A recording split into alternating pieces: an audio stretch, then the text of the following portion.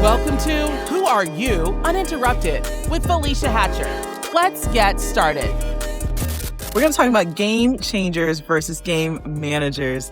I saw this episode with Shannon Sharpe and Cam Newton, where Cam Newton was explaining, I guess, some quote he said about being certain players in the NFL or quarterbacks in the NFL being game changers versus game managers. And a lot of people got upset. And when he said that, I was just like, oh, that's so good, because I think that applies in the business sense and in the leadership sense so much. And it had been percolating around for a while, and I wanted to do a live on it. And I was just like, but I needed to gather my thoughts around it. I also went to ChatGPT with it to just kind of help me conflate the two. And as an entrepreneur, as a leader, do you consider yourself a game changer, or do you consider yourself a game manager?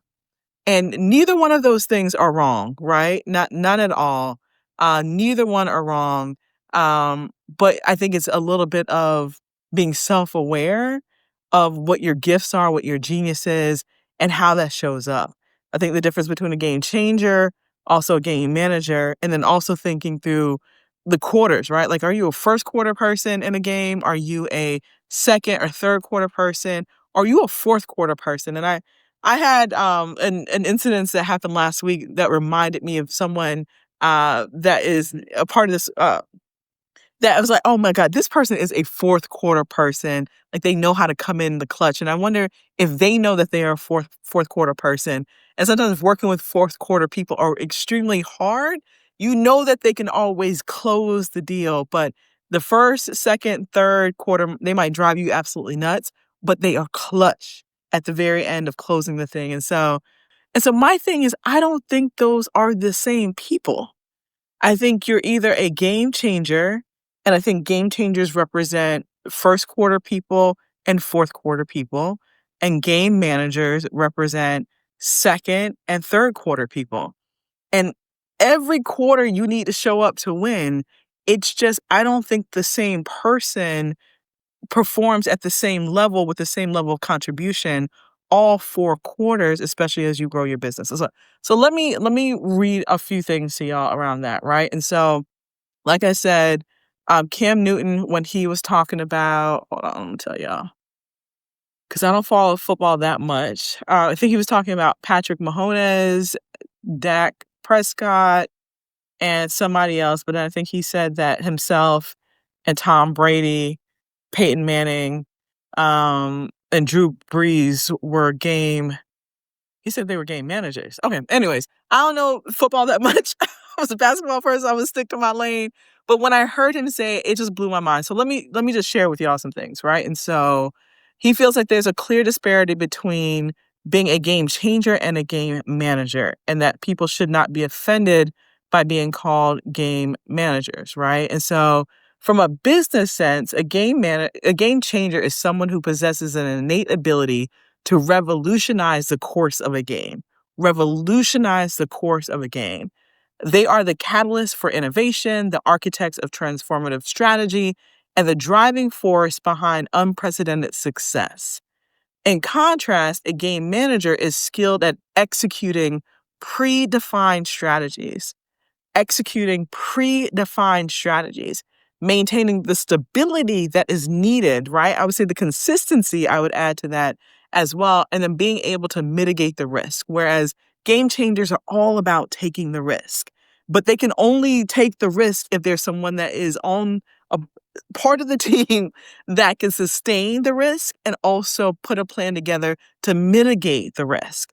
While both roles are indispensable in their own right, it's the game changers who leave an indelible mark on history and redefine the status quo. And I think that part is really important too, because I think the game manager doesn't always get the credit. They may not even necessarily want the credit.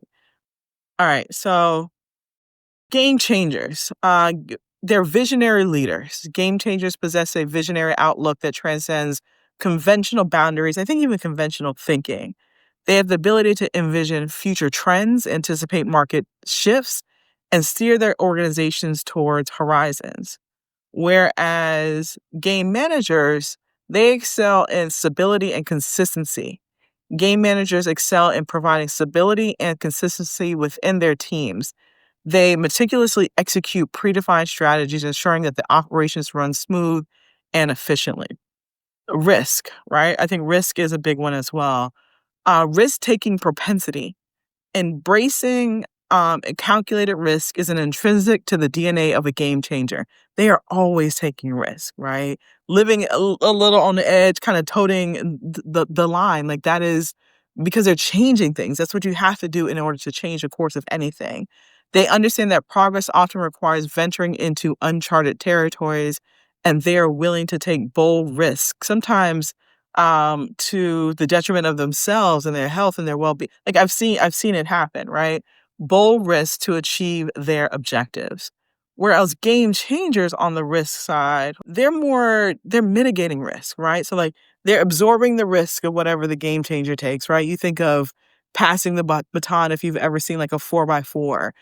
Like the game changer is like I got to get out the block as fast as possible, right? To give my team the best advantage to winning this race and creating a pace in which we can be able to maintain, right? And so how quickly can I get out the block is the game changer's responsibility. Being able to take that risk, right? Being able to be catalytic, being able to create the strategy in which they can get out the block the fastest. Once they pass that baton to number two, and I only ran track for, for a little bit in high school, so forgive me if I'm not saying any of this right. But like it is number two. Number two's responsibility is as equal to, if not more, than number one. Number one is I got to get out the block as fast as possible to give my team the best advantage, starting advantage. Number two is equally as important because you got to maintain, right? Like I can't, if I'm passing the baton to the second person has an equal role, right? They got to keep up with the momentum in which was started. So does number three, right? And number three's responsibility is very similar to number two, is like they got to get out the block as fast as possible, maintain the exact same thing. So like maintaining the momentum is as equally as important, but you don't get that momentum without the person being innovative in which the approach happened when they got out the block. And number three, going to the person that's closing it, right? And so if we've lost any momentum in step two or person three, well, guess what? Person number four has to pick up any of that slack. So they're using the data of what was given to them, like how the baton was given to them. They're using the data of being able to have a parental vision to look at everyone else around them to see, do I need to maintain this pace? Do I need to run faster to make sure that we keep up with the advantage that was set from number one to number two to number three? Two and three are maintaining. One and four have to be catalytic and have to close. They have to close in order for you to win the race at the pace in which you started. And so I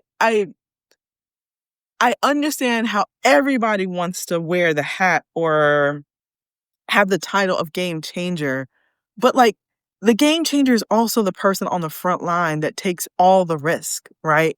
It may seem like they get all the reward, but you know what? They get all the blame too.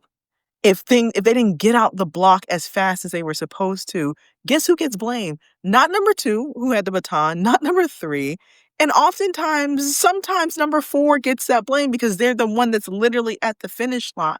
But oftentimes it's the person who they didn't get out the block as fast as they possibly could to set the team up for success, right? And so when we're talking about game changers, they mitigate risk, right? And so the risk of getting to that point, but then you have to mitigate the risk, right? Like, how do I take out all the issues that could stand in the way? All the challenges that can stand in the way, all the haters that stand in the way, all the energy that stands in the way so that the momentum that the first person set, we can be able to maintain that. And so like, I think if you use another sports reference that I'm going to chop up horribly, like that is the offensive or the defensive line, right? That is the second person that's the game maintainer. We set the momentum, we set the play. This is the plan. How we execute that plan and let nothing stand in the way of that plan is the role of the person that maintains, is a role of the person that manages, is a role of the person that puts all the chess put the chess pieces and the checker pieces on the block and move them around. And then you set up your king and your queen to win, right? Like, anyways, we can go into this. And so let me actually read it. And so while game changers are more inclined to take calculated risks, game managers play a crucial role in mitigating risk and minimizing potential pitfalls. Y'all remember what I was saying around that, right? And so their prudent decision making helps safeguard the organization against an unnecessary exposure to uncertainties, right? You started off the block really good. You have the vision to start the thing, but like maybe the vision doesn't go, it ends at a certain point in which, like, how do we maintain? How do we scale? That's the manager that manages that, right? Anyways, okay, so that's the vision and then mitigating risk. And then let's go into adaptability a little bit more, right? And so game changers exhibit a remarkable ability to adapt to changing circumstances swiftly, right? They thrive in dynamic environments, pivot when necessary, and capitalize on emerging opportunities with agility and a level of finesse, right? Like they're charismatic. They can bring people in. They have a level of resource magnetism. There's all these things that like create a magnet of the things and the resources that you need. But then guess what? You need someone on the team that knows what to do with it, to maintain that, to be able to foster that. And I think that's when the manager's role comes back in, like the game manager, the person that maintains the thing, right? And so if we go towards that, the execution of excellence, right? Game managers are adept at translating vision into action. Whew. Like, let me say that again, right? So game managers are adept in translating vision because sometimes vision that comes from the game changer, it gets you to where you need to go, but maybe it can be a little convoluted, right? The game manager, the person that's maintaining, the person that's really kind of diving in to the strategy and mitigating the risk, they understand the language, the internal language of translating vision and turning that into action. They translate vision of wherever the vision comes from, no matter how convoluted or straight and linear it is, they then know how to put it into action, right? It's okay. It's the game changer saying, we're about to play checkers instead of chess. And it's the game manager saying, okay, let me line the pieces up on the board. And these are all the moves that they're going to make once the game changer literally said, we changing the dynamics of this game. We are not playing checkers. We are playing chess. That's the game changer, right? The game manager is like, this is how we're going to line the pieces up. And these are the roles that each piece is going to play to get us in the momentum or the favorable season and position in which we need. And then you got to close that to game changer, right? Y'all picking up what I put down around there?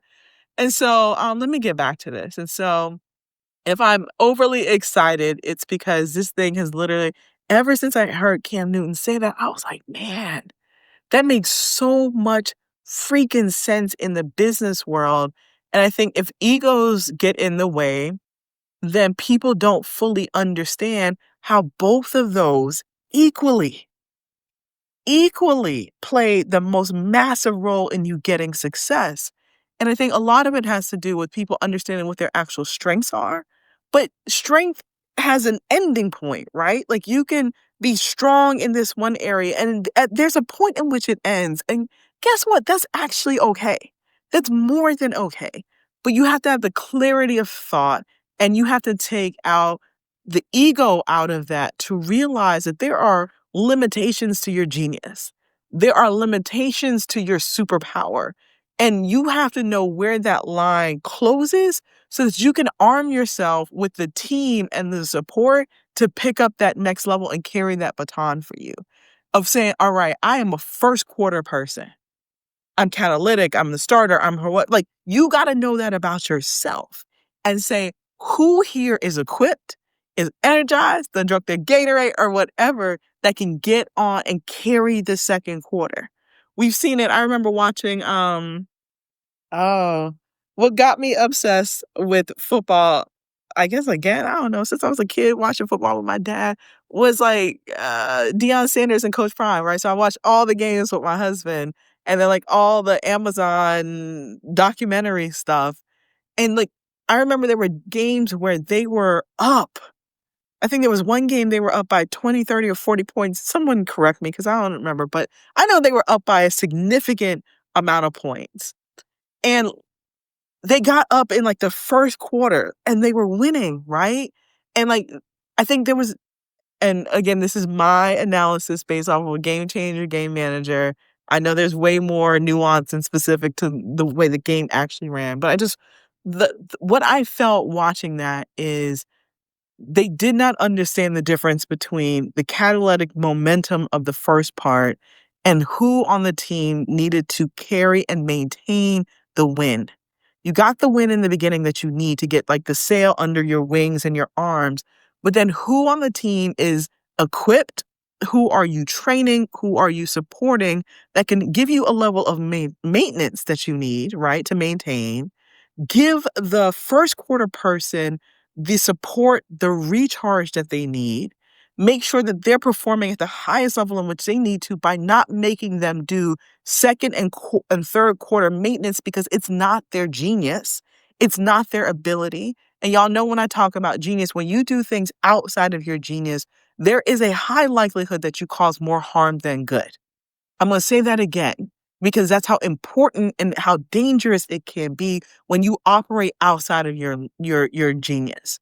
When you step outside of your lane. I think so often people can easily get offended, and sometimes people say this in a very offensive way. But what I mean that sometimes when you got to stay in your lane, but in order to get there, you have to be clear about what your lane is. And more than anything, when you're going the distance, because none of this is a race, it's all a marathon, you got to make sure that you have other people on your team that can play their role in the quarter in which they shine and they show up the best. And as the game changer, you have to know the strength of everyone on your team so you can help position them to be the person that shows up the best in the quarter in which they show up the best the most. And if you don't fully understand that, you do not have the peripheral. When I played basketball in high school, my coach, Lisa Johnson, shout out to Lisa Johnson. I don't know where this woman is in the world, but I owe her a debt of gratitude, even though I probably did not show it back then because she used to make us run suicides and do all this crazy different stuff, right? And our team just sucked, but we learned some really great lessons. I think I learned some great lessons in the process. Anyways, I remember Lisa Johnson always used to talk about you need to have peripheral vision when you were on the court. I didn't know what peripheral vision was at 16 and 17, but she explained it, right? And so you got to be able to look straight ahead. Like you're dribbling and you got to be able to do multiple things at the same time. So if you are the point guard, if you're the quarterback or whoever, right? You got to be able to receive the ball. You have to be able to dribble the ball down the court. Look straight ahead at your target because your target is always getting the ball into the bucket, right? It does not change. You do not put points on the board if you do not score. But you also got to have peripheral vision. So looking straight ahead, but then I'm looking straight ahead at you, but I can also see the things to the left and the right of me.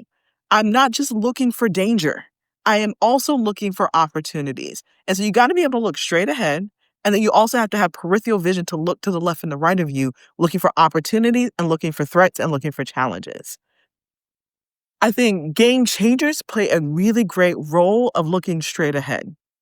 I think game maintainers, their vision is straight ahead as well, but I think their strength is the peripheral vision that they have. The game changer gave me enough runway so that if I take my eye off the target just a little bit to concentrate on building a strategy for any challenge that may come up over here and any opportunity that may come up that give us a better fighting chance, I have the ability to do that and I can take that responsibility off of the game changer so that they can be thinking about, because I think game changers play a massive role in quarter one and a massive role in quarter four. They're not always the same person, but I think sometimes they are. And so how do I strategize for the start and how do I strategize for the end? I only have the grace of doing that if I have a strong game manager. because it gives me the breathing room. Once I've built the momentum, it gives me the breathing room for the second and third quarter for that person to maintain, for them to mitigate any challenges and risk, and then for more than anything, for them to look also for additional opportunities. And when I come back on that fourth quarter, because I've had the breather and the strategy, and I can pull back and see all the chess pieces on the board, then I can hit the freaking target and we can win this and go on to the next one. But if you, in your heart of hearts, do not trust the people around you, you do not have the support system that you need, there is no way that you can strategize and be catalytic for the first and strategize and close for the fourth quarter. You don't have it in you. You cannot do any and everything. And I think one of the things, if y'all remember Taraji's like breakdown, right, on that stage when she was talking about how awful she's treated in Hollywood and how little the compensation is compared to people that are at the same caliber as her. Everything, I think everyone kind of went towards like what she said about compensation. But she said something that I just, in all the stuff that I saw around online, and forgive me if more people talked about this than they did, I just didn't see it. The thing that she said that I thought was so freaking profound and so heartbreaking at the same time is when she had her biggest moments, she did not have the right team to help her capitalize on her biggest moments. And so what does it serve you to do everything as the first quarter person and not have the team to support you in quarters 2, 3, or 4? The first quarter doesn't even matter at that point. And so to me, that was the most heartbreaking thing that she said. Is like, I was equipped, I was set up, I did everything right to win. And I did not have the team with the peripheral vision to mitigate the challenges, but more than anything, pick up the opportunities that now were being presented because of this catalytic moment and know what the heck to do with it. I don't know if anybody else caught that. But, like, that's literally stuck with me. I'm like, that's the part that people have to pick up, and that's the part that we have to be thinking about. And if I go towards Black Ambition a little bit, it was literally one of the I mean, it came what Taraji said was last year, right? But, like, it was also the impetus of us changing from accepting solo entrepreneurs to you gotta have a team because we need you to be thinking about a team. You need to be supported as a team. But then I also think about like my personal road as an entrepreneur, seeing my dad and my uncle start their company as I was a kid. Like they started as a team. And my first business that I started in college, uh, Urban Excellence, it was a team, myself and my dear friend James Taylor. And when I started our food business, it was myself and my husband, right? It was like a consulting agents, my brother and my husband. Like it I understand the team dynamic, right? And then having the right people in your corner that can help you mitigate risk, the game manager, and then also be able to strategize and take advantage of opportunities. So if you know that you are a first quarter first quarter or fourth quarter person, you have to start, once you realize that, you have to start communicating that to people around you because their perception of you might be something different. So their ask of you is something different. Their expectations of you is something completely, completely different, right? Um, do I have that on here? Right, and so I had this, and I'm gonna go through it, about, like, the 9 components of, like, your mindset shift, and I posted this a while ago, but it has a lot of what I'm talking about, right? And so your intentions around being a game changer as opposed to being a manager. Communication is a big part of that. It's not just us telling ourselves, "Okay, I'm gonna stop doing game manager stuff so that I can focus on what my superpower is," right? Game changers know how to go out and get it. They may not know what to that sounds awful, but they may not know the full, like, chessboard of what to do with it, but they know the importance of going out and getting it. The game manager may not necessarily know how to go out and get it, but they know what to do with it when they have it, right? Going back to what I said about they know how to meticulously execute on predefined strategies. They know how to meticulously execute on predefined strategies.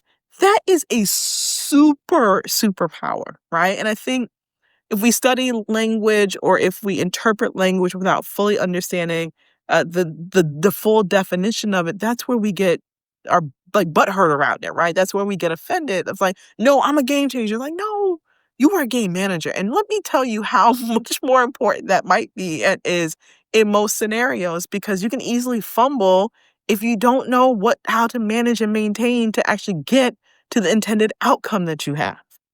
You also need to know the outcome. And I think game changers fully understand the outcome, right? But they need support in getting to that outcome. And that's where the manager comes into play. You're literally managing the things and the people and the places and like all of that. Most of us are our biggest critics. And so we don't give ourselves enough time and grace. You know, the only way you won't get ready to apply is going through all of the questions and seeing if you can answer the questions.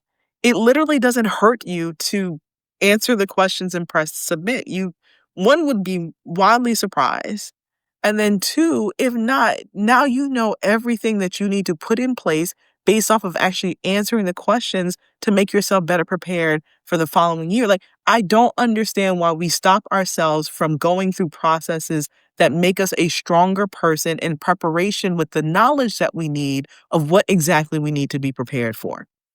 I'll give you a prime, well, I don't know if this is like a prime example around that, but I remember I set a goal for the longest when my husband and I were running our food business feverish. I was like, I saw this dessert company or somebody I saw on the Good Morning America, right? I was like, man, I want our company to be on Good Morning America because I know when it ends up on Good Morning America, it's going to take off. And y'all, I said that for the longest.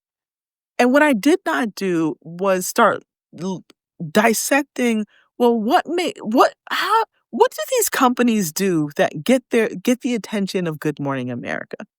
I just kept hoping and wishing for the thing, but I didn't put any action into play around that. And then I started dissecting these companies. Like, well, what do they do? Well, what do their websites look like? Because there's something like success literally leaves clues. But if I never took the time to actually start putting myself through the process, right? When we talk about manifesting and like all of those things, there's manifesting, but there's action that needs to happen as a part of that. But like acquiring the knowledge to understand what you need to do is equally important in the process, in the preparation of doing the thing. Right. And so many of us discount ourselves of saying we're not even worthy for the thing. And you didn't even look to see sometimes how easy the process is. Right. And so I started saying and started positioning ourselves. And guys, this was like 10, 15 years ago too. Right. And so 12 years ago, I started putting in a process of like, okay, I saw that this company that was featured on there started doing this. I saw that they described their product like this, and we weren't describing our product like that. Why weren't we? Well, let me make some changes to the copy. I said, if this is a thing that I want, and I know how important and catalytic it can be for new business, new opportunities, new attention, new money, like all of these things. Well, let me start looking at the trends and the commonalities that I see between all these companies that have been featured on this specific segment. And let's start modeling ourselves and preparing ourselves for what a Good Morning America featured company looks like. There was that part. And then it's like, okay, well, let me start foundationally preparing our company for when that phone call happens that we are ready with enough product, enough system, and all of those things. Guess what? My food company never got featured on Good Morning America. Black Ambition did, right, last year. We didn't get featured on Good Morning America. We end up getting featured, I think, maybe a year later on the Today Show. And that thing not only changed our lives, but also crumbled the business. Why? Because we didn't do all the foundational stuff that we needed to do. But for the most part, it was highly, highly beneficial to our company. If I would have only hoped and wished, and if I would have never taken myself through the process, I would have never known what the process was to build myself up. And so many of us have been rejected. I've been rejected more times than I can account for. That pain is awful. But you know what? Sometimes only going through the rejection process gets you stronger from a foundational standpoint to get out and kill it the next time it comes around. And so you got to do that. Take yourself through the process. I remember one more And then I got it. I want to get back on track to this. I remember a good friend of mine who was a mentor of mine, got this position, as like, oh God, I can't remember, um, what the actual title was, but on, like one of literally the highest education positions in the state where like the governor has to appoint you. And she was like, Felicia, I was kind of like a nobody, but I knew it was something that I wanted. I had no idea how to get it or how to apply for it, like to do it. And I went on the website and there was a link to apply. So she was like, so I applied. And she was just like, she's like, you gotta stay ready. You gotta be ready so that you can stay ready for when the opportunity it presents itself. So it's not like she was a slack of a person and didn't have the credentials. She had it. But she was just like, I kept thinking that it was this bigger than life thing or opportunity or person. And I was just like, let me just go through the motions to see what it takes. And she was just like, I downloaded the app. I went to the site and I saw there was just an apply button. Like she's like, I could nominate myself for this thing. And so that is what I did. And then I saw and the other qualifications in which they asked for. And I was just like, I can get all those things done before this deadline. And that is what got her one of the highest opportunities from an education standpoint in the state. And so sometimes we overthink things instead of saying, let me go through all the motions, let me dig a little bit deeper. And instead of disqualifying myself off rip, like let the process disqualify me. But you know what? I did what I was supposed to do. I put myself out there. I moved from faith and I told the mustard seed it needs to do the faith walk for me, meaning it needs to turn into action. Y'all understand what I was saying around that, right? And so that is what it talks about being game-changing energy. That's it. All right. And so hopefully, Nikki, that was helpful. And what I meant by telling those two stories is do not discount yourself. Go through the motions, attempt to answer the questions, put your video together, and go through it. My mentor, Myron, there's a lot of favorite quotes that I have from him, and I quote them often. But one of my favorite quotes that put a lot of things in perspective for me is all work works. I'm gonna say that again and I'm gonna explain it. All work works. The thing that you want and the process that you're gonna go through, all work works. It either works on you in this moment, means that you get to the end and you get the thing, you get whatever it is, or it works for you. It either works for you in that moment or it works on you in that moment. All work works. It either works on you in that moment or it works for you in that moment. And for some people, it's going to work for you. You'll get to the pot of gold at the end of the thing. And if that is not the thing, the process within itself is working on you. It makes you stronger as a person. It makes you stronger as an entrepreneur going through that process. You are a different person on the end of that process, whether you win the goal or not. And that is the intention, right? And so many of us, because we immediately discount ourselves, we don't even let the transformation happen for us in that process. You are denying yourself the transformation that happens only if you go through the process. So go through the process. Go through the process. Go through whatever process it is that you were avoiding in this moment because you think it's painful. You know what the pain is? Staying exactly where you are this time next year. I've been there.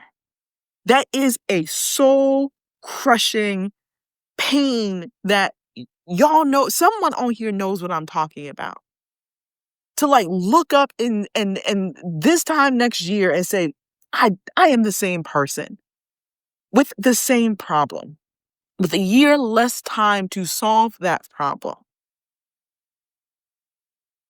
And we avoid that part like the plague, because I get it's painful, but it's more painful to stay exactly as you are, who you are, and let the time waste. The time is going to go past anyways. So why not be transformational in who you are so you can look back the following year and say, I was there and now I'm here. I'm a different person that has unlocked different opportunities. Maybe that opportunity didn't give me the thing that I wanted, but only going through that process gave me a different outlook on life, gave me a different sense of community, gave me a different understanding about what my strengths are. And I would have only understood what my strengths are by literally having my strength tested. And I would literally only understand what is possible for me, what has my name on it, because I put my name on the thing, whether I won or lost. Why would you deny yourself that? Why?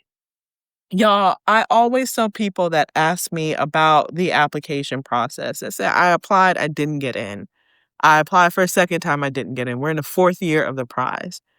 There's an organization, Echo and Green, and if you're a social entrepreneur, I definitely implore you to look. It went from 1 year to like 2 years. I am the biggest super fan and stan of Echo and Green because my husband and I were 2017 fellows. Excuse me. That process, that program, that fellowship for 2 years changed my life. It introduced me to people that I would have never, ever, ever come across if it wasn't for being a fellow in that program. It gave me a level of fortitude and knowledge that I would have never had if I was not in that program. It gave me a voice at a time where I didn't know I had the voice to ask for the things that I needed. It helped me to better understand proximity to wealth and power. Why do some of these things sound familiar? Because I say these things all the time because now they are my truth and I embody it. We applied 3 times before we got in. 3. 1, 2, 3. Uno, dos, tres. 3 times. The first time, I remember hearing about the opportunity, hearing about this fellowship. Michelle Obama was a fellow, and the CEO or the founder of City Year was a fellow, and like all these amazing, larger than life people were fellows. The longest and the largest uh, seed funder of social impact entrepreneurs. Amazing. We applied. We didn't even, you get that email, you didn't even make it to the first round. And you want to curse, you want to complain, you want to do all these things. And I just remember like the time we were answering those questions, we didn't have the answer for all of those questions. And so you jot down whatever you can and you get through the process. But then I start thinking, well, why don't I have an answer for this question? And let me go digging through our paperwork and our data and kind of put and frame a story together to be able to answer some of these questions. Can I get this thing done on the deadline? Right? Like there's all these questions that you start asking yourself that you never ask yourself if you don't go through the process. And so y'all know, like my favorite Tony Robbins quote is the quality of your questions determine the quality of your life. And if you want a bigger, richer, more expensive, more expansive life, you got to ask yourself bigger, richer, more expensive questions. And so if you deny yourself of being asked the questions that are designed to stretch you and mold you into the person, because you got to become the person that can do the thing. And so many of us deny ourselves the process, the stretching, the molding, the opportunities, the questions, the criticism to get to that point of clarity so that, you know what? Then the second year, I was just like, bet. Like we know we spent a whole year after getting our denial, positioning ourselves to be able to answer those questions with clarity. Answer those questions with a little bit of romanticism that gets people excited about reading our application. We started digging deeper and looking at the profile of some of the other winners from the past cohort. Why? Because success leaves clues. We started doing our homework. And so the second year, we didn't get that denial letter for the first round. We made it to the second, I think we made it to second, semifinals. And so that's a whole other set of questions that were being asked, interviews, right? Like we got it. We got a chance to meet the people. They got to meet us and our winning person, like all of that stuff. And then we're like, this is it. Like the second year, made it to the semifinals. And then you get that email, like, unfortunately, there's a large number of this and that. Because these programs, you know it, everybody else knows it, right? So these things are competitive. it's not just like you losing, you are competing with some of the most brilliant, prolific, innovative people and companies in the world. That was in itself is an honor that you get to tout about. Like I got to whatever place of one of the most competitive, and for us, it was an international. People were not just applying all over the United States; they were literally applying from all over the world, and we had to beat all of those people out. And then the other part is then you start building relationships, right? So I was like, all right, what Echo and Green event is taking place? What is this? All right. So we end up getting the email that we didn't make it to we didn't make it to the finals to go to New York and do like the in-person interviews second year. And so by the time you get two levels of disappointment, negative thoughts start going in, it's like seeping into your mind and the fabric of who you are if you're not careful, because rejection is hard. I will never tell you rejection is easy. It's hard for people to not see the vision the way that you see it. It's hard to compete against some of the top things in the world when you're just starting out. But like, it only gets easier if you go through the process and you trust yourself and you trust your vision. And you don't let any external disappointment knock you off your feet. Don't let it. Okay, they will circle back around. Or maybe I'll circle back around, right? And so when the application came out again, and I want to get back to this game changer and game manager, I want to finish the last few points. But I remember when the application came back again, the first thing that I said, and I saw it, and I put you put the reminders in your phone so that you don't miss it. Give yourself ample time in which to apply. And I remember saying to Derek, I'm not applying again. I had more flowery words. I'm like, fuck it, right? I'm not applying again. F them. They didn't see it when we made it to semifinals. Like, it's their loss. You can easily get this sense of bravado and start having that attitude. But I knew for a fact, without fully understanding what I was going to get, I knew some of the stuff and I knew some people that won. In that process, I had also met some like Miami-based entrepreneurs that have won it, and they gave me some background information on like, hey, it's really they're asking you questions about the business, but what they're really asking is about you. And you got to be vulnerable enough to talk through the challenges and not just like, I've done all these amazing things, but really talk to them about some of the challenges that you've had in building your organization and trying to serve young people. Tell them the truth, right? Like be very, and that one bit of information, it was that one bit of information that was helpful. The other thing was literally hearing Cheryl Dorsey, the CEO of Echo and Green. I love this woman. I remember seeing her at a conference, and y'all, when I say this word, y'all are gonna remember it because it embodied exactly what I was trying to communicate. And so she was talking about like Echo and Green fellows and like all of what they look for, and then she said this thing like resource magnetism, and I was like, what the hell is resource magnetism? And she's like, we're looking for whether we fund them or not, they're gonna go out and get it. Essentially is what she said. I'm mixing her words, right? Right. And so like they have a charismatic either brand, personal brand, story, process of a way of doing things that people want to be along in the journey and support them at the highest level. That could be monetary, that can be volunteerism, that could be from resources, but they are a magnet for what they need. That could be talent, attracting talent away from a top company to come work for them, a top board, like whatever it is, they have a level of resource magnetism. I was like, what is that? And so when I went back to the application, I thought about what the past fellow said to me about being very vulnerable and talking about times in which like we felt the organization and what we were building was going to swallow us whole. How our employees literally helped save us when we split with our investors, and our investors didn't want to even pay our employees their last paycheck.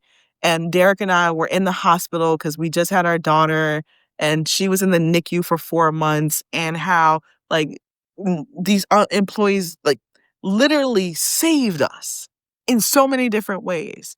And I shared that in the application as much as I could in like that character limit because that was our truth. And once we got over that, we knew that like there was literally nothing that can stop us. right? That's resiliency. That is like, I'm not going to let anything stop us, but there have been these interruptions that have literally happened to us from a business sense. And as a leader, we figured out how to navigate that. If we were knocked off our block, if we were punched in the gut a little bit, we were able to figure it out and get back and get on the other side of that. And then talking about like, I'm going on a whole other tangent, another direction, but I was then armed with all of those things. And that's still part of me was just like, I'm not applying again. This application is long as hell. Like, what is this thing? And something told me to apply again. And then we apply, and then we get like, instead of getting the email that you didn't make it to the first round, we get the email for more questions. And then we get the email for more to be interviewed through phone. And then we get the invite to New York. And the invite to New York, y'all, was like, I was literally like, if we don't win this thing, these 2 days were a gift within itself that wouldn't have been afforded to us. Why? Because you get there and me and Derek are there and you're in this room for the very first time around all these amazing social entrepreneurs. And there were so many entrepreneurs that I literally have been following their journey through social media and have been wowed by them. Like, oh, damn, this person's here, that person's here. And then you're excited because we're all there and just nervous together. We're all there nervous together. And I think Echo and Green does such a phenomenal job that yes, you were competing against each other, but I was just like, man, if I lose to to Mortar, like I'm good because they are amazing. And that was the camaraderie, that was the respect, and that was the opportunity that was only afforded by going through the process and trusting the process and not discounting ourselves out, even when it was the third time. And by I think anybody's measure, they'd be like, go ahead, go apply, go do something else, right? Every step of the denial in the process made us a stronger applicant. And that third conversation, that third meeting, the in-person in New York, we left it all on the court.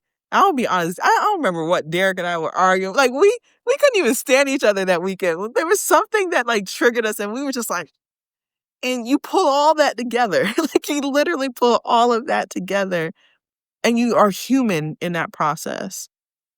And there were some disappointments, right, of other people that were like, man, how did that person not win?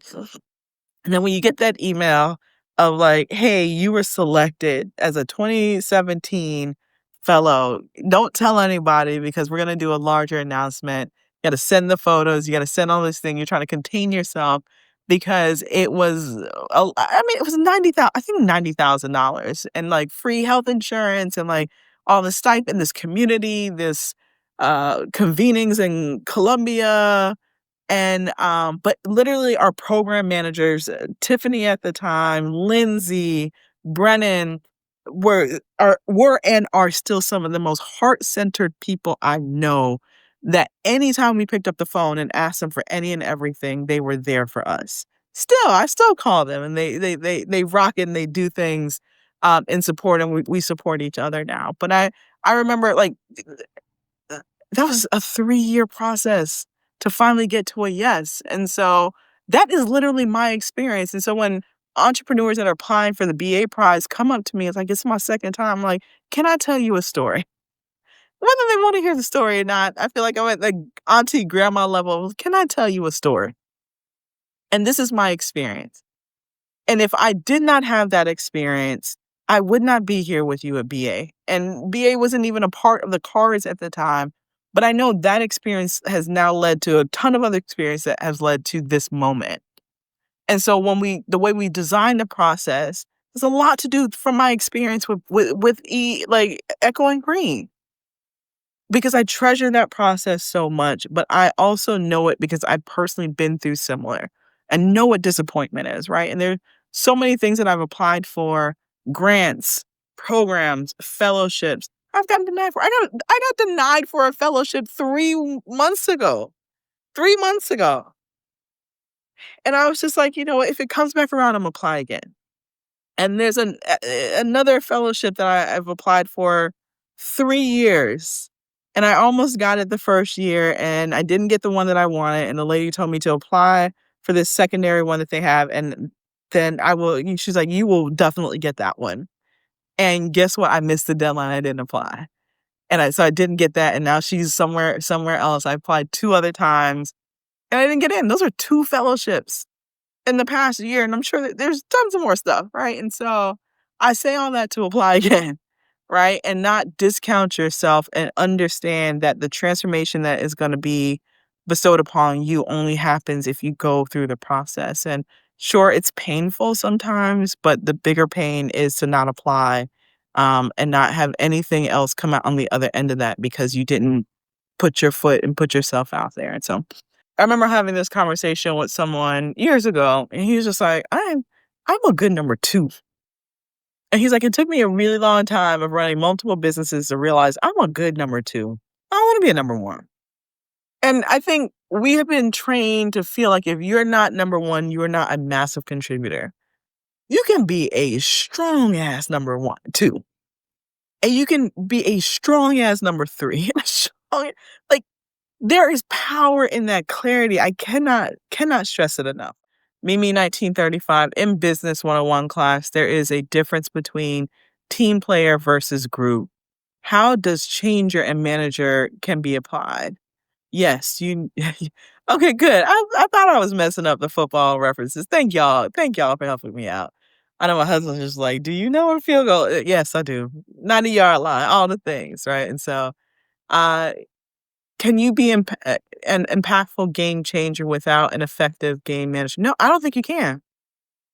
I I don't think you can be you can be impactful, I think, to some degree, but I don't think you cannot make it to the field goal, right? Using another football reference without game managers. I don't think you can, right? And so I think you can get some yardage, right? You can get pretty far.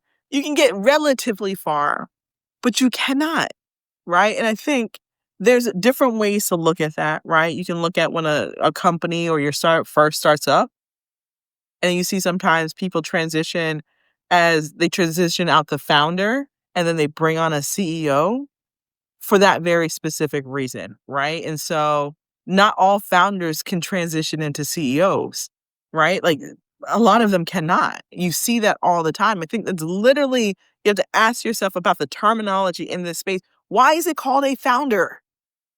Why? Because they'll always get the credit of finding and founding the thing and the ideal. But at some point, there's a transition that needs to happen, either for the company to grow or the momentum that the founder or the game changer created in order to maintain the thing to get to whatever success looks like for them, their investors, their stakeholders, their team. Like, think about the language that we use around these things. And so I think game changers can be, and I've seen game changer friends in my life all the time. They are, and I'm going to say this and then I'll like expand upon that. Why this question, well, while this statement was important to me and why I wanted to have this to kind of even talk through and think through it is because I see a lot of people where they're like, man, I'm really good at starting things. I'm phenomenal with coming up with ideas. I'm phenomenal with building the strategy, and they suck on the execution. And if you're not careful, you can embody that as there's something wrong with me. No, you cannot play a football game with one player. You can't. You just can't. You can't play. There's what sport can you play? Maybe golf, right? Like the intricacies of like playing these games, these full court presses, like all the offense and the defense, you cannot play both. Are some people good at playing 2 roles on the thing? Yes. But very rarely can you play you cannot play all the things. And so if you are a good person, a first quarter person, a game changer person, know your role and hold on to it and design the team to support you. If you know that you are a fourth quarter person, and I have this conversation with a dear friend of me all the time, you are a fourth quarter person. Why? Because you can respond to the pressure better than anybody else. The pressure does not faze you at all. But you know what? You have first quarter qualities, but you are a fourth quarter person. At the end of the day, you can call this person, and this person always knows a person to get the thing done. But the maintaining, the management, that is not their strength. But if you judge a fish by its ability to climb a tree, it would live its entire life feeling like it's stupid. That quote applies to this. And so we have to better define ourselves, our strengths, our contributions, so we know at what point do we enter the conversation and at what point do we enter the plan. Most of us are not meant to play all 4 quarters. You don't have the moment, you don't have the talent. I don't want to say you don't have the talent. It's not your thing. But we also have to recognize the position that everybody plays so that we know when to bring them off the bench and put them into the game. And if you do not fully understand that, you do not fully know how to utilize your team. If you don't know how to fully utilize your team, guess what? You then don't know how to build a team to support you to begin with. And if you don't know how to build a team, you do not know how to build yourself. Because you have to say who you are, and you have to define who you are, what your contributions are, and what is not any of those things. And you have to clearly say them things over and over and over and over and over and over and over again. You have to. And it took me personally a really long time to learn that. I'm still learning that to a certain extent, right? And it's probably taking you a longer time to not only learn it, but more so accept it. Learning it, you learn really fast. Accepting it and then communicating that and putting boundaries in place and empowering and lifting people up, that's the harder part around this. It's the harder part. So it's a take me off the bench coach, right? And you got to be able to communicate to people around you when to take you off the bench and when to call you out the game. Because like this isn't it. This isn't it. I'm gonna get hurt, or I'm gonna hurt somebody because I'm playing in a quarter. I'm playing in a moment where I should not be. And if I stay in this, I cause more harm than good. Game changers need game managers, and game managers need game changers. They both equally need each other, and neither one can get jealous or let their ego override the need for the other person, right? Like you got to take that out of it so that you know how to play your position well. I have been in situations with friends that, a great friend was running an event. There were some things that weren't necessarily going well. I had no problem like throwing on like a t-shirt and supporting my friend, right? Because in this moment, my friend was a game changer, but things weren't going well. And what he needed was a game manager. Like you also understand the position that you play as like the game manager in support of the game changer, if that makes any sense, right?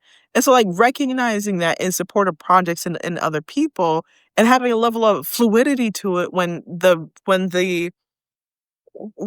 like the urgency or the emergency requires that, right? That didn't take away anything from me to do that, but it was the game changer mentality, also realizing what was needed in that moment and propping and making sure that my friend stayed in the pocket of their genius and filling this hole, right? And so I think even if you have to switch in like the task that you do, your mentality of how you process the information in order to solve the problem always remains the same. And that also goes back to being in your zone of genius, right? Like being able to see it through your genius vision of what needs to happen in that moment in order to get to the winning part of being able to close something out. That's also first quarter energy versus fourth quarter energy. And I think game changers represent both of those, and maintainers represent two extremely important, for those that are just joining, extremely important quarters in a second quarter and third quarter. And game changers are first quarter and fourth quarter people and problem solvers.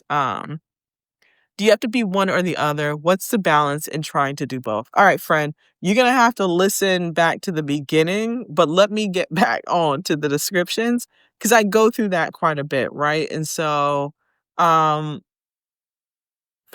Here's another part to what in essence the distinction between being a game changer and a game manager really lies in mindset. I think it lies in mindset, skill set, and tool set, but it's a mindset approach and the impact they bring to the table. While game managers excel at optimizing existing systems and processes, they optimize, they excel, they thrive in existing systems and processes. And so they need process, right? It's a game changer who challenges the status quo, sparks the innovation, and redefines the boundaries of what's possible. By embracing the principles embodied by game changers, businesses and careers and all that can cultivate a culture of innovation, resilience, transformational leadership that propels them forward towards unparalleled success in an ever-changing landscape, right? And for those that just joined, just so you understand, the difference between a game changer and a game manager is something that Cam Newton said. I heard it in his Shannon Sharp interview, which I think was really, really funny and really good. But I think it's something that he said about some very specific players in the NFL that people were up in arms. And what he was saying, at least how I interpreted what he was saying, is like, do not be offended if you were not called a game changer, but you were called a game manager. And I think in the hierarchy of business and roles, you can easily think that is like second or less than. And I think they equally play the exact same role. The approach and when they come off the bench are two completely different things. And I think the best way to understand that is not necessarily looking at it from a football standpoint, but a 4x4 100 race standpoint, right? The person that is a game changer is usually the first and the number one and the number four in a 4x4 relay race. They got to get out that block as fast as possible. They got to come up with innovative ways to get out the block. They got to be able to envision every role that the person is getting ready to play, how fast or how quick, how fast or how slow they come out that block changes everything. That is why they are a game changer. They are literally setting the momentum. You know what? Number two and number three, they got to run as fast as possible too.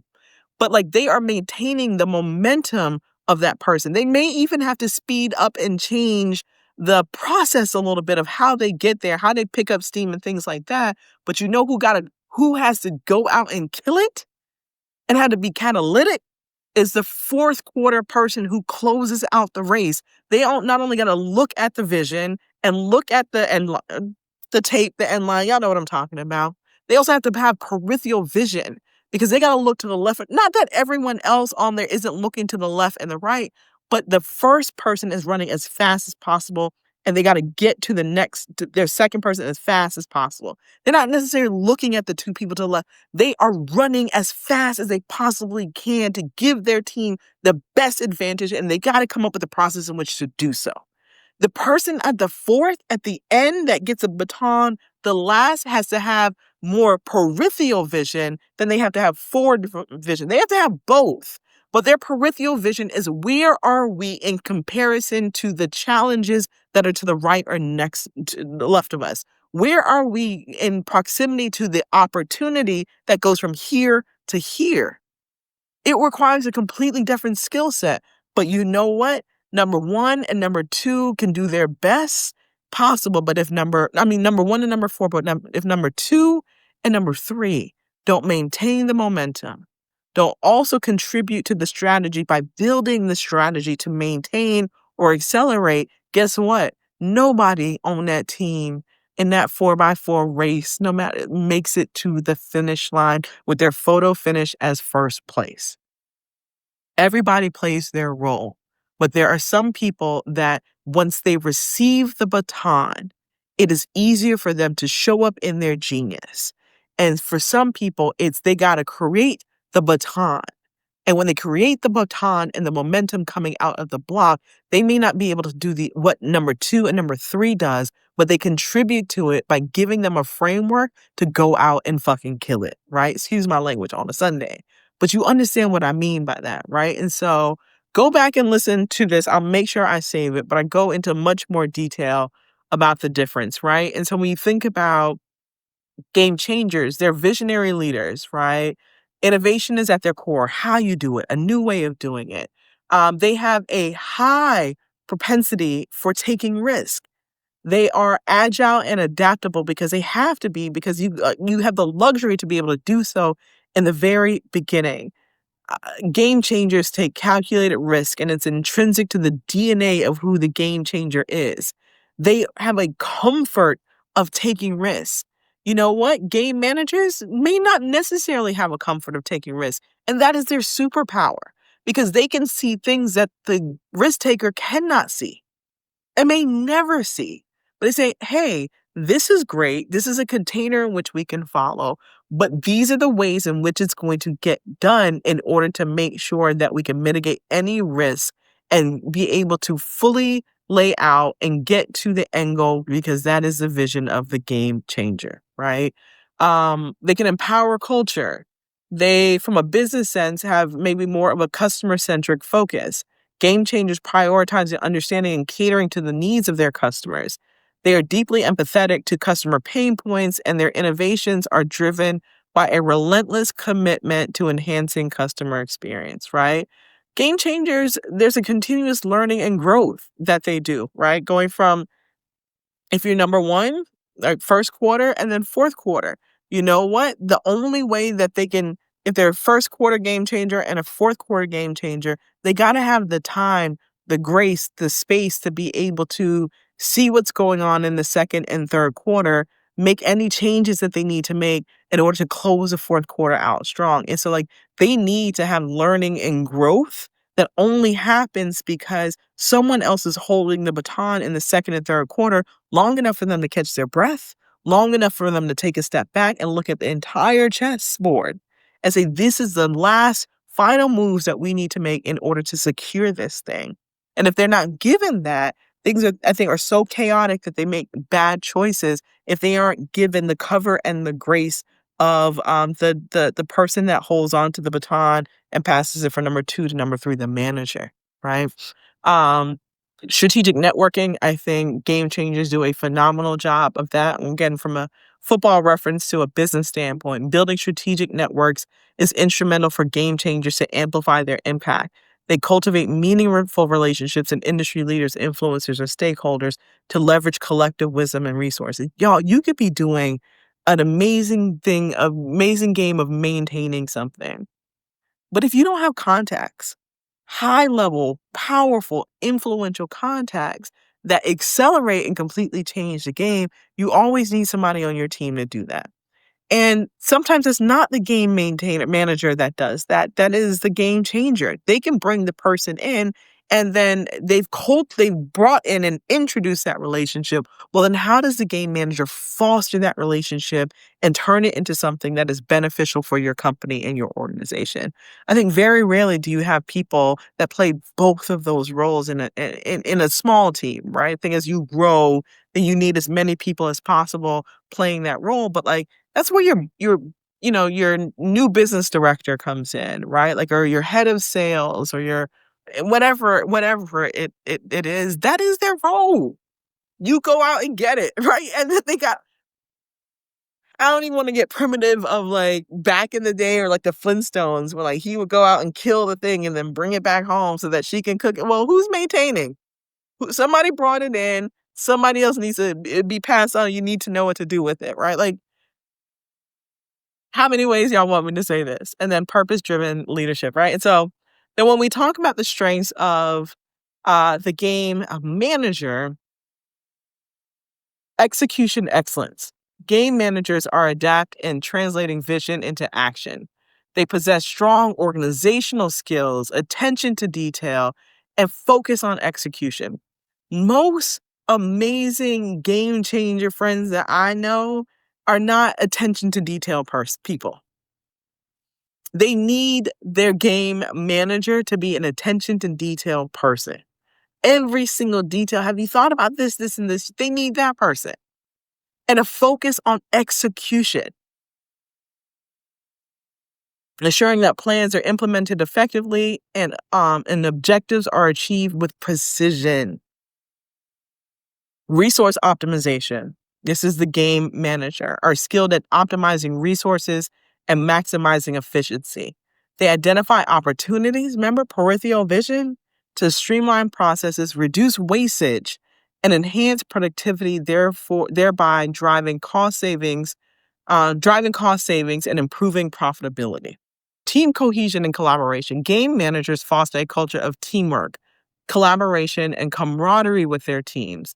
They leverage their interpersonal skills to build strong relationships, resolve conflicts, and promote a sense of unity that enables collective success.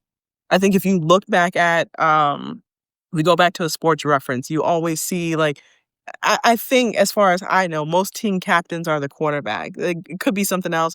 Y'all tell me, but from my reference, and maybe just for the reference of this, most of them are quarterback. Like they know what to say. They are enacting the four levels. The four levels of value is like one of the best ways to talk about this. The two highest level are imaginator and communicator, right? And so your quarterback, your team captain, is helping with the morale. They know what to say. They can communicate the vision. They can get people on board. They can keep the morale high enough and long enough for people to weather the storm to get to where you need them to go.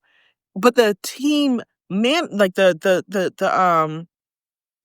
game manager, sorry y'all, understands the camaraderie and the interpersonal skills to be able to help build, but then maintain the relationships through resolving conflicts, day-to-day conflicts, being able to promote a sense of unity that enables the collective success of whatever everyone agreed upon coming from the game changer. All right, last few, operational excellence. I think that's kind of self-explanatory, right? So game managers prioritize operational excellence as a cornerstone of their approach. They establish robust systems, protocols, and best practices to ensure that operations are conducted with the highest standard of quality, reliability, and efficiency. They are also able to adapt to change. I think not as quickly as the game changer, but like all the changes, opportunities, and challenges that happen as a result of the momentum that the game changer put in place. And so while game changers initiate change, game managers are instrumental in facilitating smooth transitions and adaptation to change. They provide guidance, support, and reassurance to teams during periods of transition, helping them navigate uncertainties with confidence. Last three. Last two, because I think the other one's self-explanatory. Data-driven decisions. Game managers rely on data-driven insight from the game changer oftentimes to inform the decision-making process. They leverage analytics, metrics, and performance indicators to assess progress, identify areas of improvement, and make informed strategic decisions. And then number 10 on this list, continuous improvement. Game managers are committed to continuous improvement and refinement, of the process. They encourage feedback, foster a culture of learning, and implement iterative changes that drive incremental enhancements and optimization over time. The symbiotic relationship between game changers and game managers forms the cornerstone of effective leadership in whatever environment you're in. And in today's dynamic of business landscape, by recognizing and leveraging the unique strengths of each role, the very unique, nuanced strengths of each role, organizations can achieve a harmonious balance that propels them towards sustainable growth, innovation, success, unparalleled achievements, dynamic equilibrium, and enduring prosperity. That was a lot when we got through it. All right. And so, yes, you can be more than one. What is the reading material you are referencing? I started writing about the Cam Newton thing that he said between game changers and game managers. And I thought taking that from football and turning it into a business reference, because I'm like, oof.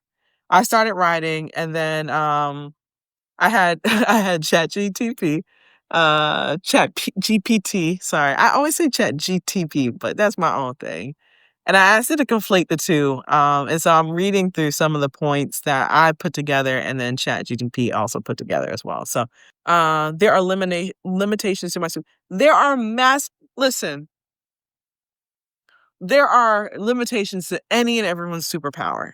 Your super like And I'm not even I wanna use the X-Men reference, but I cannot remember all the characters and their powers, so I'm not even gonna do that to myself or to you.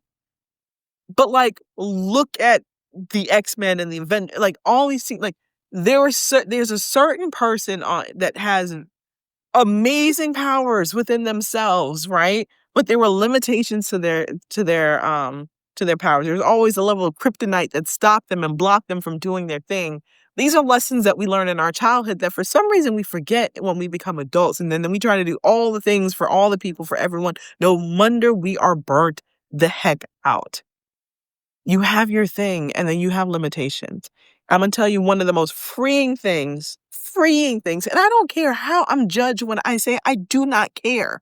But I know what when someone asks me something that is not within my genius, that is not my strength, I don't secretly Google or secretly like go on whatever AI chat, whatever software. I don't know how to do that. I don't know the answer for that. I don't know who can, but I can go find out for you, or I can go find the best person suited to do that thing or solve that problem. Why would I stress myself out and pretend to do something that I do not know how to do? I don't know how to do this. I cannot do this for you. I am not that person. That is not within my genius. But you know what? Being resourceful is. And so I know this problem needs to be solved. I know it needs a solution. I'm not the person that can do it, although I feel like I can do a lot of things. The most freeing thing that I could do, the most empowering thing, and the most helpful thing that I can do to other people is not waste their time by pretending to know how to do something that I'm going to struggle with, that is going to take me longer than it would take just telling them to go over there to Bob or like go to Susie and Susie can solve that problem for you immediately. And you know what? Some people get offended. And like you can get offended or you can get the help that you need. I'm trying to help you as fast as possible. People come to me all the time like, "Hey Felicia, I got a question. Can you do this?" Hey, tell me what the nature of our call the call is. I'm not asking you that to be an asshole. I'm asking you that because you know what?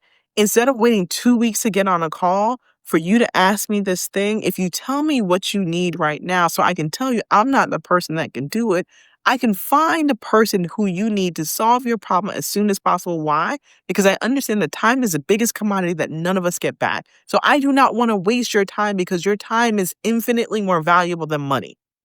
Time is not money. Money is not time. Time is infinitely more valuable than money because money can be re-earned. It can be reprinted clearly, right? It can come back. Your time, your money is cyclical. It will come back around. Your time, when it's wasted by someone, you never get that time back. So guess what? Time is infinitely more valuable than money. And so if you waste your time or someone wastes your time by pretending that they don't to know this thing just because they're a people pleaser or they want to pretend and fake it till they make it, I don't have time for that. You don't have time for that. And so the biggest and most helpful thing that I tell people is that is not my strength. That is not my genius. I don't know how to do it. I don't know the answer to that question. I am not going to sit here and pretend. You don't sit here and pretend. If I ask you to do anything, how can we find the perfect person? How can I connect you to the person as quickly as possible? So because you do not have the luxury of time and neither do I. And so that is the boundary that you have to start set. And that is the language that you have to start getting comfortable with. I don't know it. And somewhere along in our childhood, in our primitive years, we were taught that we need to memorize everything and know everything. No, you don't. Whose genius is that? Let me go find that person because they're going to do it as fast as possible because there's an ease and a flow in which happens when you show up in your genius. And that's how you become that's how you were a game changer, right? Like know that, use that, and take the shame out of it. I don't care if someone's like, man, she don't know that shit. No, I don't. I don't. I don't. And neither do you because you asking me. But let's go find the person instead of pretending that I do or that you do. Like, no. Hey, who's President Gordon? Hey, President Gordon. All right. Stay ready so that you don't have to get ready. Go through the process. The process is a purpose. You cannot duck the learning curve. You can, but it makes things so much longer to do so. Faith is also believing that we were born with everything we need to be successful. You have everything you need to have everything you need is one of my favorite quotes. I don't remember who I heard say that, but they had to say it 3 times. I was like, oh, you have everything you need to have everything you need. You have everything that you need to have everything that you need. Thank you for that reminder, Extra Pulp. Also, faith without work is dead. Listen, we on a Sunday, y'all, and yeah, I'm gonna chat about that later. I was gonna say, I don't know how, but I do know because I've experienced it plenty of times personally of the connection to having to connect faith to action. There is no way around it. And sometimes things are bestowed upon us as a talent or a gift in our heart.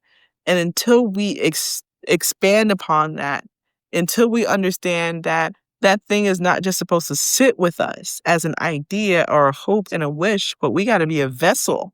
That thing is supposed to come to us on one end, flow through us in how we evaluate things, how we can put our magic on it, how we can put our secret sauce on it, our perspective. It has to flow through all of that and come out on the other side in support of our families, ourselves, because that's important to your communities, this world.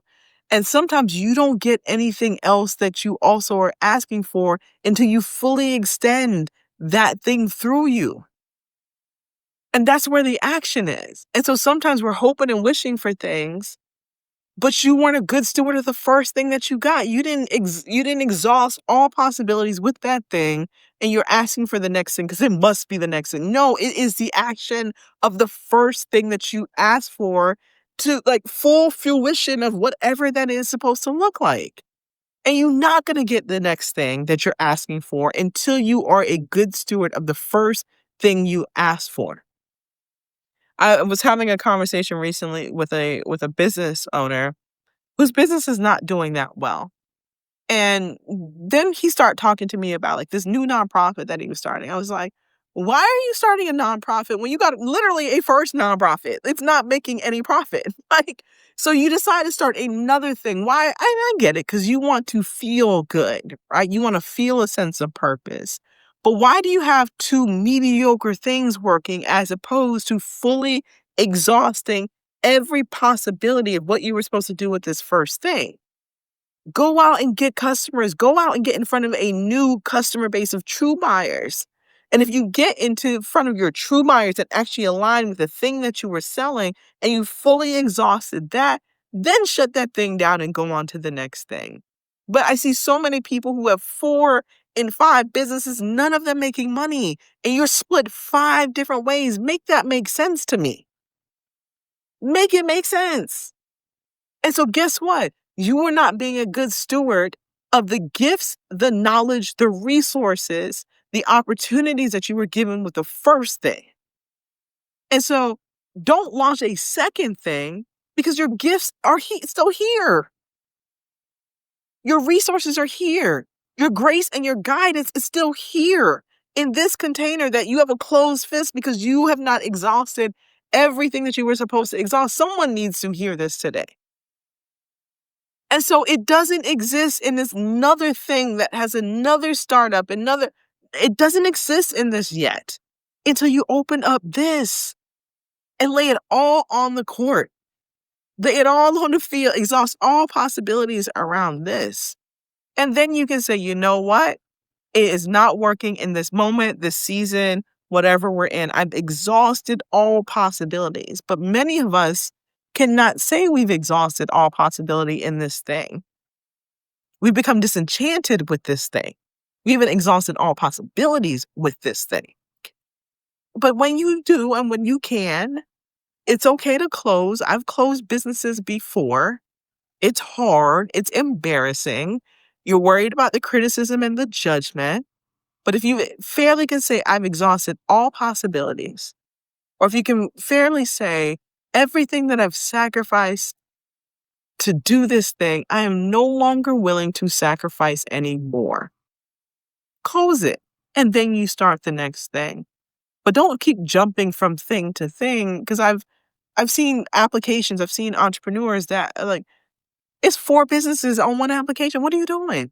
Which one am I supposed to zero in on to understand to make sense? And oftentimes you don't have to start another business to support people.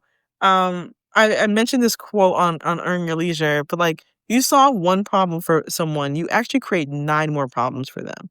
And so when you're talking about niching down, like so many people start another thing, like if you get very, very intentional and very deep within your niche, you may think that it stops you from creating all the getting and receiving all these other opportunities. No, it doesn't. It actually, you solve that one problem for that person, you create 9 other problems that you can then monetize. That's how you go deeper in your niche. And that's where the riches actually are, right? You've brought the customer in. And I always use the example, if you help somebody write a book, right? If you help somebody write a book, guess what? Now they need the book printed. They need marketing for the book. They need a book cover done. They need a barcode for the book. They need flyers for the book. They need a banner for their book tour. They need a book tour arranged. They need a press release written. They need the press release sent out. Your money is in going deeper in your niche for that very specific client or customer. It's not being all over the place. Especially if you don't have the resources and the capital to launch multiple things. Super serve and nurture the customer and client base that you have, because when you solve one problem for them, you create 9 really amazing, dope, 10, 20 other problems for them. And if you've built the know, like, and trust with you, they will trust to continue working with you, especially if you do something good. And you can show amazing scalability within that, going from one customer to how do I increase the lifetime value of that one customer? So, like, instead of getting this, I'm getting like all of this from like, that's another line for another time. Anyways, when you ask for food, don't, and he gives you the ingredients, you gotta do the mixing and you gotta put it in the oven to let it bake. And that's why you gotta get so clear on who you are and what you're building so that you can even recognize that you've received the ingredients. So many of us are so chaotic with wanting to do all the different things. And guess what? The reality is when you step into your genius and when you're really clear about what your genius is, you still get to do things, multiple things. Why? Because human beings are multifaceted people. We wear a lot of hats and we have a lot of interests. When you are very clear on your genius, you now know what your contribution is to all of those different interests. It's not doing all the things for all the things. You bring your genius into the different things in which you are part of, right? And so my genius shows up the exact same way for the boards that I sit on. It shows up the exact same way in how I contribute to any of my kids' stuff. It shows up the exact same way in how I run Black Ambition. It shows up the exact same way in how I have books and courses and speak. My genius shows up the exact same way. So guess what? I get to explore the multitudes of things that I'm interested in, but I am the exact same person bringing the exact same contribution and exact same gift into all these different things that I want to explore as a human. And so when you step into your genius, it is the biggest gift of clarity and the biggest gift of you being a multifaceted human being that likes multiple things. That is what I'm saying. That is the gift, right? And so if you don't understand that, you will be an accountant in your job, but then you'll be like the janitor on the PTA. No, that doesn't make sense. Like, if you are an accountant and that is your genius, then more than likely you're going to be drawn to being the treasurer on the board. Y'all, so now you get to do 2 things that are aligned with what your genius is, right? And if you are on the board, then like maybe you're the person that collects the money or the sales process in like the Girl Scout cookies that you need to sell, and the soccer team that your son is on, you're probably the person that's helping with the fundraising. Why? Because that is your genius showing up. And so guess what? You now get to be a part and an active part of these 4 things that you love to do and want to be a part of, but you're not 4 separate people showing up to 4 separate things. You are the same person. If we're talking about genius from a career and business sense, then you show up the exact same way and you're drawn to the exact same skill sets and things and contributions because that is the essence of who you are. And so now you're unstoppable. Your contributions are plentiful and many because you are the same person that shows up in every single one of these things. And so you also get to say no to anything that doesn't allow you to show up in that way because it's probably not aligned with your interests and your hobbies and the things that you want to do and the contributions you want to make and how you want to make money. But you got to have that clarity. That clarity is a gift. It is the biggest gift that you can possibly give to yourself and then give to the world. This has been a crazy ride finding myself and what I want to do, and it's been so interesting. I think the road to finding yourself, I mean, there's a lot to do with it depending on the position that you were in. But my favorite question to ask myself, because you change every day, you change every month, you change every year, you change if any tragic things happen to you, you change if amazing things happen, you just change as a person. You were a different person an hour ago when this live started than you are now, right? And so my favorite question to ask myself is if I am being really honest with myself, this is who I am, this is what I want to do, this is what I don't want to do. And I feel like once you write down whatever answers to that, you then ask yourself the exact same thing. Looking at this, if I'm being really honest with myself, is this the most honest version of me? Are these the most honest answers that I have? You probably need to do that 2 or 3 times in that process to finally get to the core. Why? Because anytime we start to begin to do any deep work, any reflective work on about who we are, what we're trying to do, we immediately answer questions and begin to filter it even before we write it down, sometimes even in our thoughts for the approval of what external people are going to think about the answer. And so our first answer is never our most honest, purest answer about ourselves or what we do. It never is. Hardly ever is. Let me say hardly ever. But for the most part, it never is. We immediately are ingrained and taught to filter it for external approval. And so the only way you can do that is literally taking yourself through asking yourself if I'm being very honest a few times so you get the most honest, most purest answer. And also know that in that moment, you don't have to share it with anybody, but it has to be honest for yourself so that you are building this image of who you are and the support and the things that you need around a really, really, really, really solid foundation. So, all right, talk to y'all later. Bye.